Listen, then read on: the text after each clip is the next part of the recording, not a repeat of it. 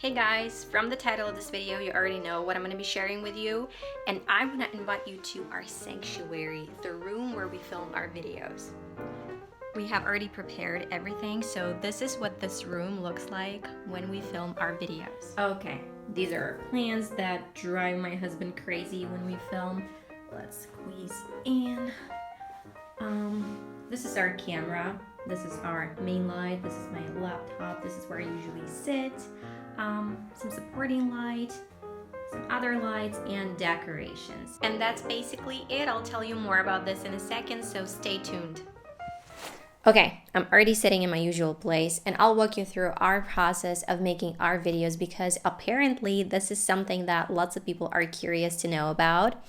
So if you're just curious or you want to know because you actually want to start making videos or for whatever reason, welcome to this video. I'm Anna. Thanks for tuning in. So it's just my husband and I. We haven't had any help so far, but I'd love for that to change in the future. We sure might use some extra hands. It all starts with coming up with the topic for the future video. Well, this is mainly for our first channel. Sometimes it's the hardest part because you need to consider a lot of factors. I'm the one who's in charge of making content, and there's times when you're full of ideas, and there's other times when you just struggle with this. Then when I have my topic, I sit down and I think it through and make a script. I script my videos, of course, because if I don't, it'll take me a lot longer to film them as I'm going to be thinking about what to say and how to say it. Then I will be very unsatisfied with the result when I'm editing because I'll be like, I forgot to mention this and I could have explained this better and that sounded weird.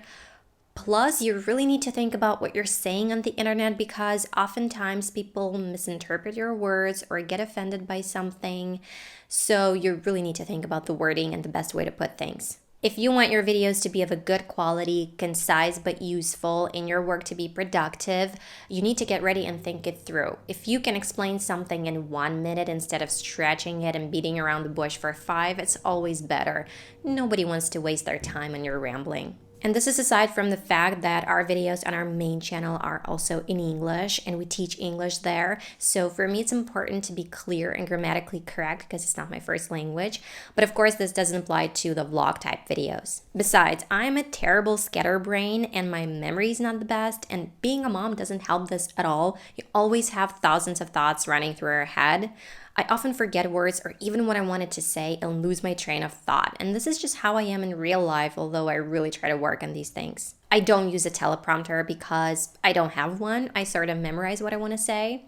And when you're reading, you're focusing on the reading and don't show your real emotions. The next step is filming a video. We use a Sony Alpha 6600 camera, the main light, a couple of smaller supporting lights, and a mic.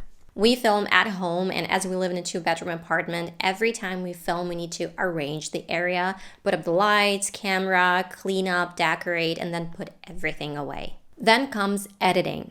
We used to use Adobe Premiere Pro, now we're using Final Cut, and we like Final Cut better. So first of all, you need to know how to use these programs, and all this information is online and on YouTube free at your disposal. My husband does the editing. The most difficult and time-consuming part is adding text. If there's a lot of text, it might take 2 days because you just can't work for 5 hours straight on the computer editing. It's tiring. Now we have a good laptop, so it is so much easier and faster to work on it because working on our previous old laptop was just a nightmare. Making a thumbnail. We take pictures after filming and it's way better and saves a ton of time to actually have a photo to work with than to try to find a good frame from the video. On average, it usually takes me 2 to 3 hours to make a good thumbnail that hopefully grabs people's attention. But I might change it even when the video with the thumbnail is already posted because I might think of a better thumbnail. And the last step is posting the video. If you're new to this, it's a whole ordeal at the beginning with all the tags, hashtags, description, and so on.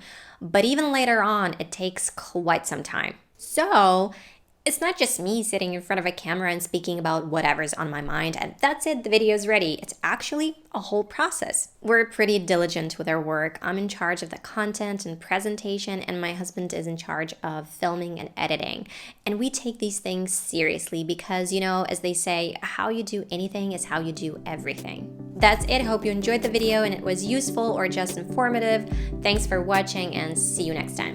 And this is what this room looks like when we put everything away.